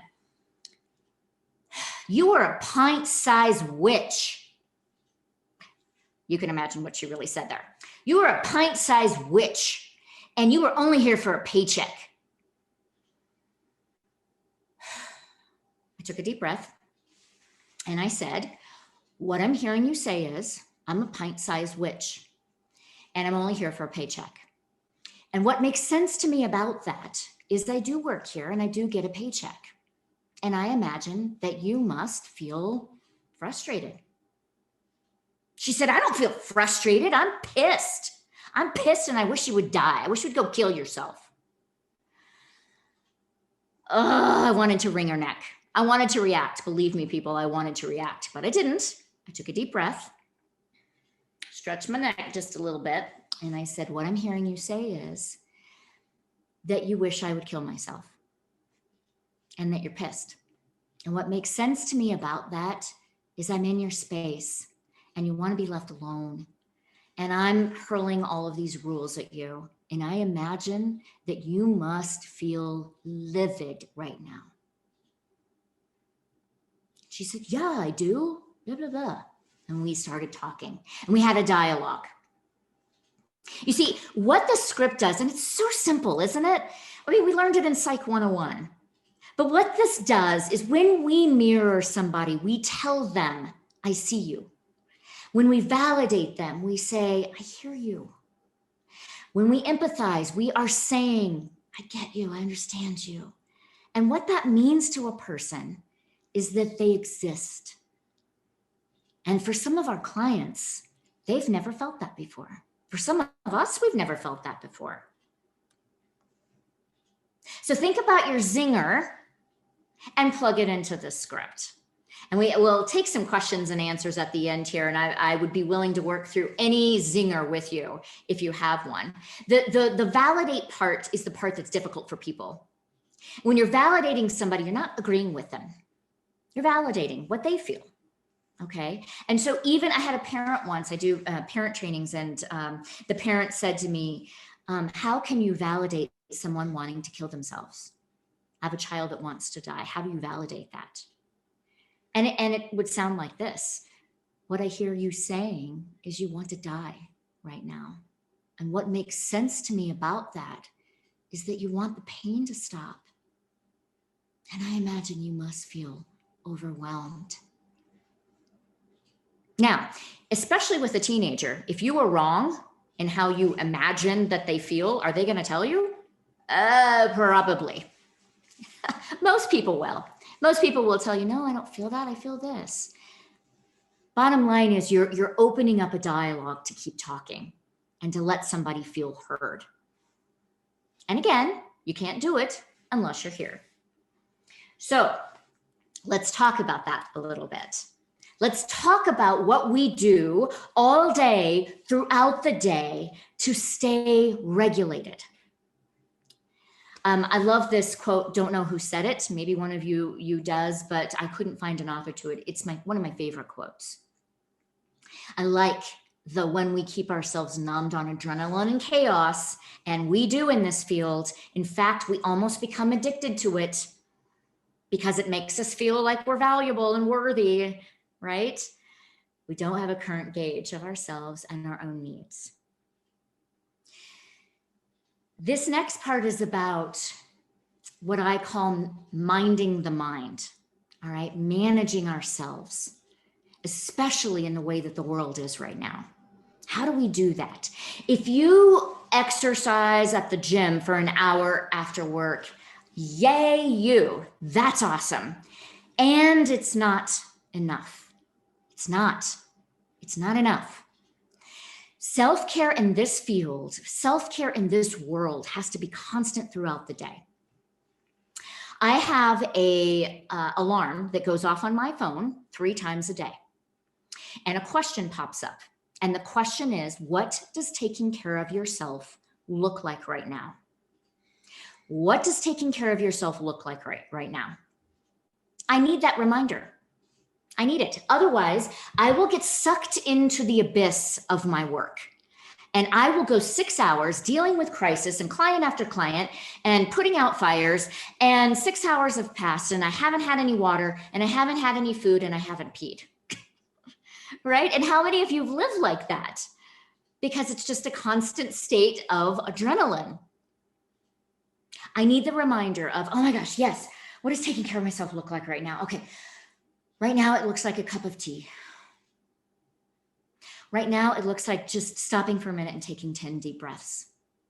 Right now, it's playing my favorite jazz station. Right now, it's standing up and doing some stretches. Right? We get all hunched up throughout the day because our vagus nerve from here all the way down connects all of our central organs. That is our central nervous system. And it becomes frayed throughout the day. And we sort of hunch up and squeeze in order to protect that vagus nerve. And how many of you go home with your muscles like this, all hunched up? Sometimes I take an exercise ball and I literally lean back on it just to open up my vagus nerve. The fact is, we know what we would do if we had a day off of work. Okay, write some things in the chat box. I'll list some off as well. If we had a day off of work, we would get a massage. We would go for a walk. What else, guys? Meet a friend for coffee. Go fishing. Excellent. Maybe journal. Maybe read. Maybe take a nap. Hot tub. Watch Netflix. Great. Pedicure. Oh my gosh. Sleep. All of that. We know what we would do.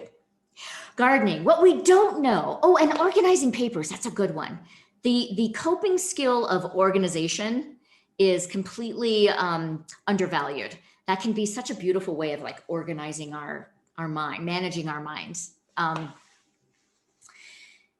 However, what if we only have 15 seconds? What if something is erupting in the other room right next to you at work? Or what if you only have a few seconds? What then? Belly breath. Stretch for a minute. Stand up and do some stretches. Pray. Put on your music. Call a friend. The agency that I run is often in a state of crisis because of the kids that we work with. Pet a dog. Oh my gosh, I love that one. Scream. No, not just kidding. Scream is a good one. They're often in a state of crisis. And I get a ton of crisis calls from my employees. I've had 3 just sitting here with you today. And I used to be in the habit of immediately responding because I knew they were in crisis and I wanted to help them fix it right away. And over the years, that chipped away at my own central nervous system. And so there are times in my life now where I answer the crisis call because I'm already grounded. And there are times when I'm not, and I let it go to voicemail. And I listen to the voicemail and think I will respond when I pour myself a glass of water, or I will respond when I walk around my home a couple times and get some fresh air, because I will be no help to them if I am not grounded first. Okay. I want you, if you have a piece of paper, to, and maybe you've seen this, I require all of my staff to do it. I do it myself once a month. I make a value wheel at the end of each month. And so if you have a piece of paper, draw out 8 pie slices and then label the outside of those slices with the things in your life that get your attention, that get your time, that get your energy, the things you value.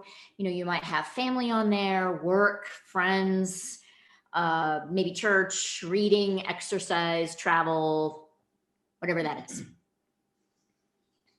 And after you've done that, and you can do this later so we don't take up time today, but after you do that, fill in each slice to the amount of energy and attention and focus that that slice is getting in your life. If it's getting a little bit, fill it in just a little bit. If your work slice is getting all of your attention and focus, fill it in all the way. Okay. I did this just the other day, actually, in preparation for this. This is horribly out of whack. It's horribly out of whack. My work slice is getting all of me. And the things that I love and value are not getting enough. I do this monthly as a tangible way to show me where I need more balance in my life. If I continue like this, I'm going to become agitated. I am going to get to burnout. I'm going to not be effective with my clients. I'm going to not make sense when I'm trying to teach my students something. This is a signal for me. I do this as a precursor to the burnout. Think about what your precursor to burnout looks like.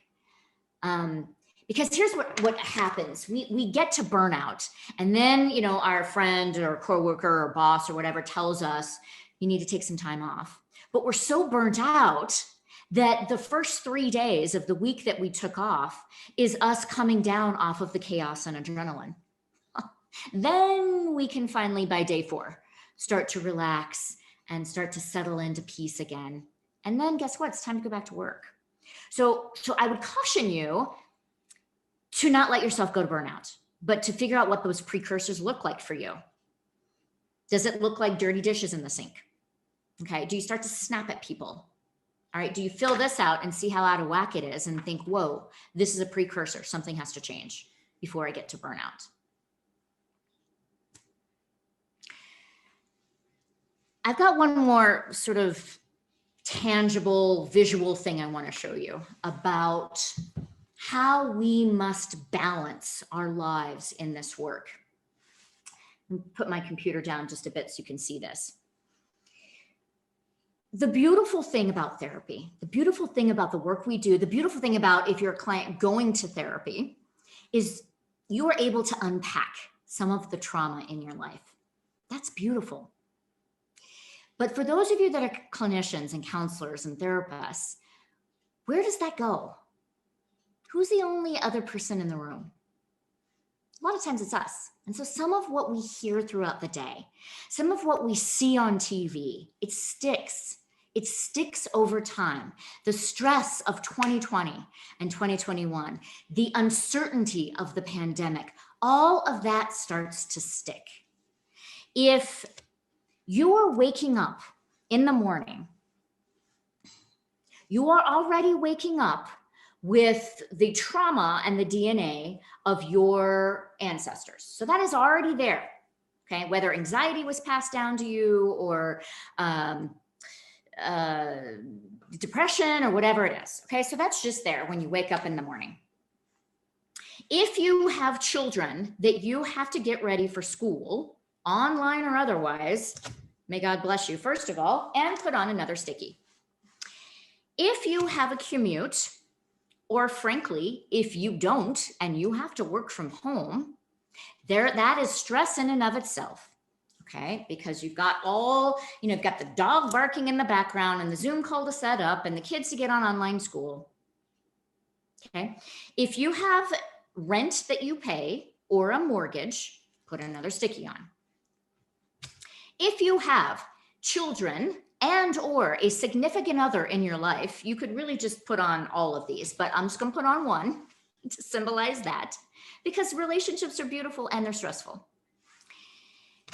If you have clients that you deal with and work with throughout the day and you hear their stories, put on another one. If you are a supervisor or you have a supervisor, put on another one. If you have emails that you have to answer throughout the day, put on another one. Okay, if you have brownies that you forgot to bake for your kids' choir concert and the stress of that, put on another one. Okay, we get it. We all have all of this throughout the day and it just keeps piling on. Now, if you work out at the end of your day, or you call a friend on the way home, or you listen to smooth jazz on the way home, great, take one off, okay? If you journal at night when the house is quiet, great, take one off. If you turn on the news to unwind, put one on, okay? Because to the brain, trauma is trauma. I'm not saying don't watch the news. I am saying this is what it becomes for us, is a balancing act of what we're taking in and what we're taking off throughout the day. Because even though we get good at hiding all of this, our significant others, our children see it. This is what they see when we come home, okay? So I want you to figure out what your rituals are going to be. Are you going to have a home where at night people put away their cell phones during dinner? And there's a candlelight and there's soft music played. Are you going to be the type of person that starts your day with meditation?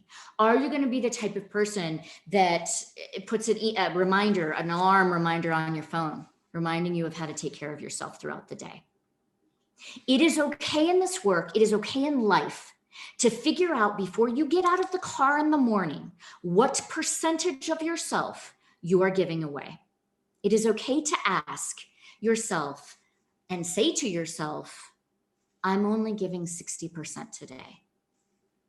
I will give 100% of that 60%, but I need to hold 40% in reserves for my child tonight who has a birthday party, or for myself, so I'm not depleted when I get home, so that I can be there for my clients tomorrow in a regulated way. Because the strongest central nervous system wins every time. And this work is about figuring out how to make sure that yours is regulated in a calm way and strong in a calm way. So we're getting to the end of our presentation, and I want to be able to open up questions and answers. Mom and I wrote a book together. It's called Which Way. It's available on Amazon or on our website, thetraumaspeakers.com. We also have a podcast called Which Way Podcast. Can be found anywhere you get your podcasts from. We would love to have you on our podcast if you've got a story to share. We frequently talk about people's stories and the resiliency that we have in our stories and our narratives. And this is how you can reach us. I want to end by saying that the work you do is powerful. I think Mom's going to talk about that in just a second. And it's hard. And your work is to figure out how to do it from a place where you're your best self, where you're regulated, so that you can pick your tool, so that you can see what the needs are underneath the behavior, so that you can provide safety for your clients so they can get here. You be the strongest central nervous system. Mom? For the people in the audience that are the lay person, I want to, if you know of someone in pain or their trauma is getting the best of them, I want to let you know that there is hope on the other side of that pain. And for the clinicians that are in the audience, I know the work that you have chosen, your career is very difficult. I've seen it in my daughter, how difficult it is. But I want you to know it's worth it. What you do matters. My therapist that I spent over 5 years with, she has no idea that I'm a speaker. She has no idea I wrote a book. She has no idea that I'm happy and that I'm okay. She doesn't know these things. You may never see what the end result is for your client, just as my therapist doesn't. But you need to, there is not a day, it's been over 25 years since I've been in therapy, and there's not a day that goes by that I don't remember something that she told me that helps me with a problem or with what my beliefs are or whatever. You don't understand the impact you have on those of us who need you so badly. I would not be here today if it were not for my therapist. I appreciate what you do. So we end with a word of gratitude. You could have spent your morning several different ways. You chose to be with us, and we're grateful. We're going to hang out if you've got some questions. We're used to answering questions. Mom likes to say she's an open book because she wrote a book, so you can ask her anything, and we'll hang on for a bit longer. Thank you for being here today.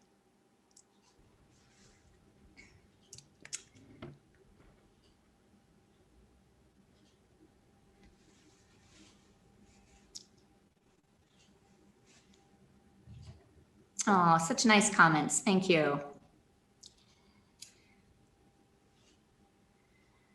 Someone asked if I went through EMDR. Yeah, you want to speak to that? Yes, I did. And it was very helpful. Yes.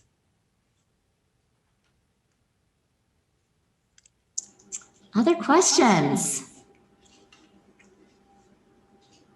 Oh, thank you all. Top treatments. Oh man, let me go back.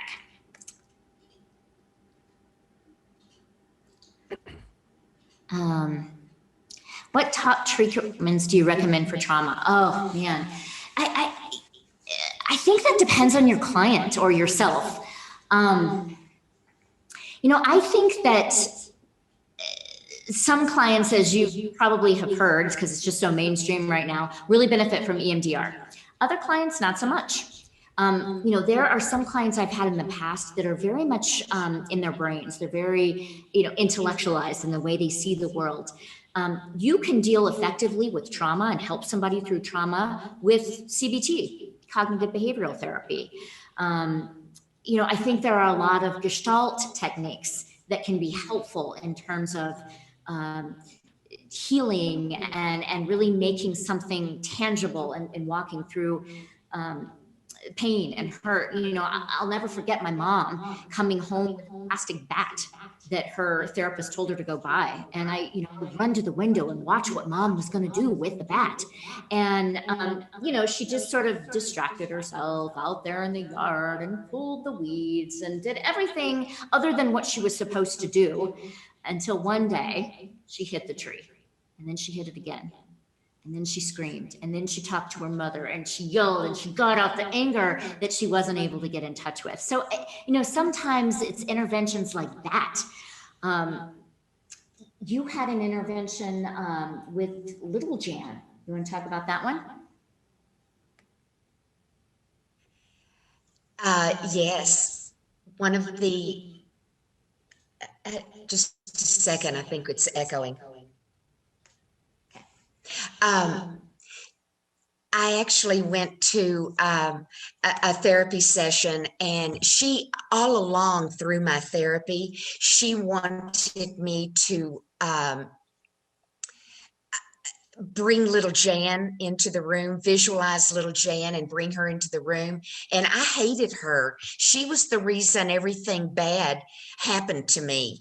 And I wanted nothing to do with her. But I went through the exercise and visualized her. And then one day I did bring her into the room. I closed my eyes. I visualized my little self. And she walked all the way up to my knees. And I finally scooped her up and I put her in my arms and I held on to her, and I told her that I had abused her as much as everyone else had. I had neglected her and I didn't validate her, and that was going to stop today, the day that I did that. And it was a powerful thing for me to do. My little self is the beauty. She's the one who loves. She's the one who forgives. She's the one who plays when I never knew how to play. She's the one that has so much courage. I rely on her when I need strength. She's very important to me today. She also loves ice cream. So I give her ice cream a lot. Oh my goodness. I met my mother for dinner the other day, and she says to me, little Jan wants to start dinner with ice cream first. And I thought, okay, Mom. I want to answer some of your questions. What is one of the best self-care tips? Oh my gosh, that's so, dependent on each person and what works for them. I can tell you there are certain things. Meditation doesn't particularly work for me. It makes me more anxious. So I journal. I would say this: play around with some different forms of self-care. You may be surprised what you learn. You may be surprised that doodling or coloring in an adult color book allows you to sort of focus your brain and get it in the present moment. And that might not have been something you'd ever think of trying. I encourage my staff to try something new in terms of self-care every week, so that they can see if it works for them or not. There's a really good question here, and I love it. What happens if you start out on the wrong foot with a person? And what's the best way to reverse the damage? I believe strongly as a clinician that I'm sorry, I would like to have a redo with you. May I have your permission to start over? Are some of the most powerful words we can say to someone. I have screwed up with clients in the past and did some damage early on to a relationship.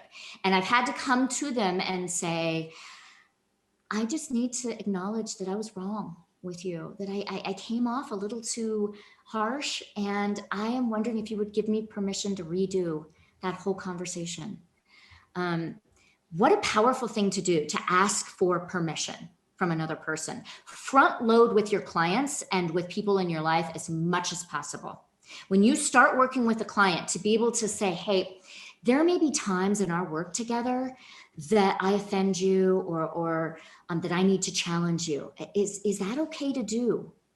And how will we talk to each other when we offend each other, or when I say something that bothers you? How will you let me know that? Should we have a timeout sign? I mean, I get all of that front loaded from the beginning.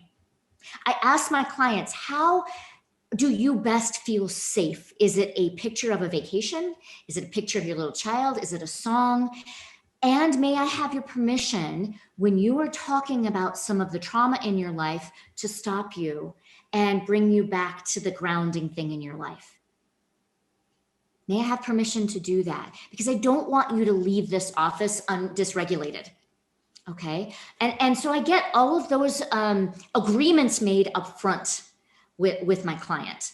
So that they know if I see them getting too escalated, I'm going to take them back to their grounding thing, whatever that is. Oh, the picture of your two-year-old. Let's talk about this little guy for a minute. Let's shift gears, talk about this. Ooh, you get the breathing regulated. Then maybe you go back to the trauma. Okay, it provides safety for them in your office, and it also teaches clients how to be able to do that themselves when they're out in the real world. How do you prepare attendees of a group for the potential that the content may be triggering? Oh my goodness, this is where I need to apologize because I did not do that. I typically let people know that my mother's story is triggering, and I'm sorry I didn't do that this time. I have a big red sign right here to remind myself of that, and I didn't, and I'm sorry if I triggered anyone in the audience today.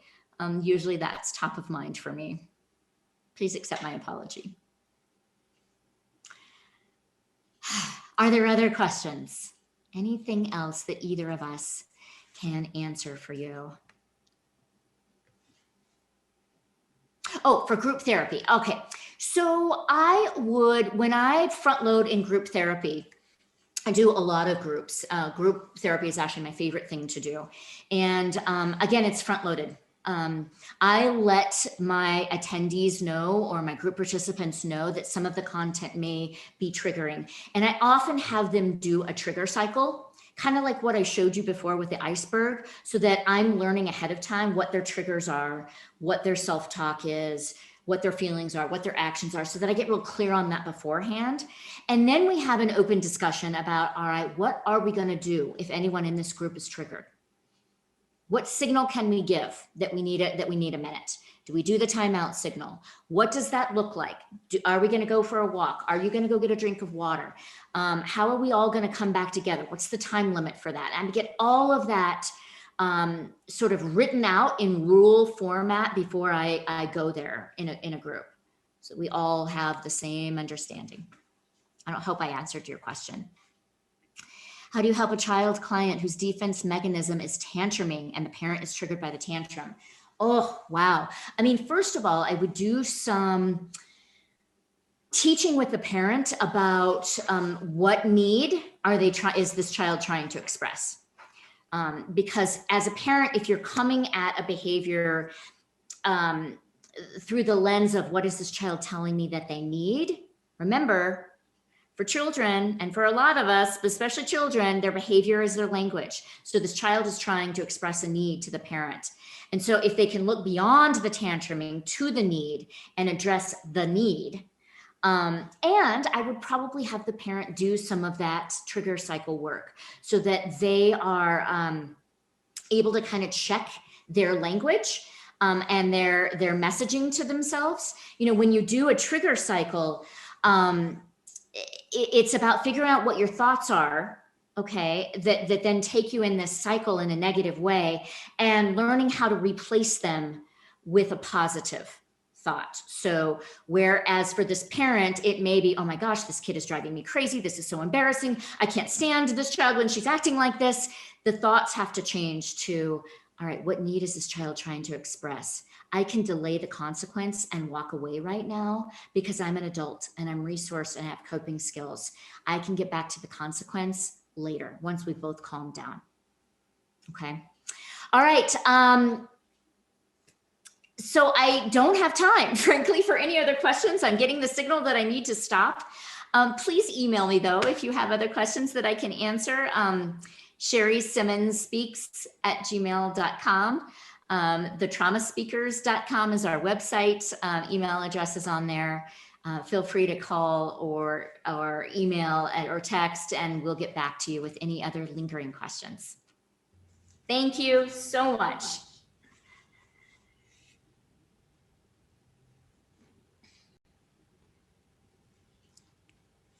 We deeply want to thank you, Shari and Jan, for sharing your story and your insights with us today about trauma and resiliency.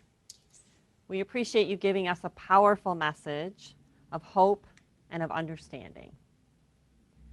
A path has been lit to take this information forward to our personal and our professional lives, and for that, again, we thank you.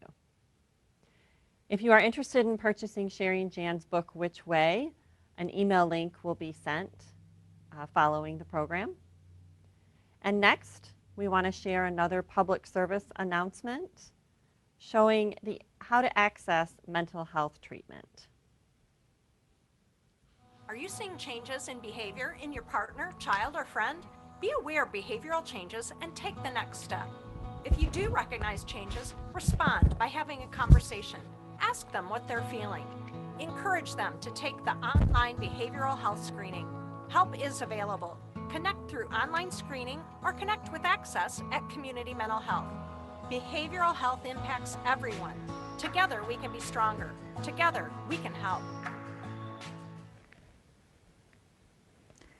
Thank you to Shauna Badgley and our Adult Mental Health Services Department for hosting such a wonderful event today. And our appreciation again to Shari and Jan Simmons for joining us today to share their inspiring personal stories and their ongoing commitment to assisting others in understanding resiliency and instilling hope that there is recovery and healing from trauma. This event has been recorded and it will be available for viewing on our website and our Facebook page in the future.